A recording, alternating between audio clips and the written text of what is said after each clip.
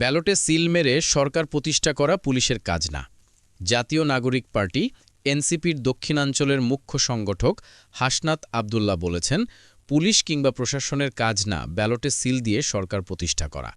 প্রশাসনের কাজ হচ্ছে জনগণ যাতে নির্ভয়ে নিজের ভোটটা দিতে পারেন। পুলিশ এবং প্রশাসনের প্রতি আহ্বান, আপনারা নিরপেক্ষ দায়িত্ব পালন করুন। জনগণ আপনাদের মাথায় তুলে রাখবে, আর না হয় বেনজির এবং হারুনের পরিণতি বরণ করতে হবে। বুধবার বিকালে কুমিল্লার দেবিদ্বারের ফতেহাবাদ এলাকায় অগ্রাসন বিরোধী পদযাত্রার অংশ হিসেবে একটি উঠান বৈঠকে তিনি এসব কথা বলেন। হাসনাত বলেন, যেসব আমলারা আমাদের ভাইদের হত্যাযোগ্য করে তুলেছে, আমাদের ভাইদের আগুন সন্ত্রাসী হিসেবে মিডিয়াতে প্রচার করেছে, আজকে দেখতে পাচ্ছি অনেকেই তাদের বুকে টেনে নিচ্ছে। দেশ বর্তমানে দুই ভাগে বিভক্ত। একটা পক্ষ চায় গোলামি, আর একটা পক্ষ চায় আজাদি।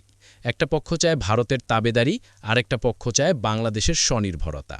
আমরা চাই যে বাংলাদেশকে পরিচালনা করবে, কে সরকার গঠন করবে, তা বাংলাদেশের জনগণ নির্ধারণ করবে।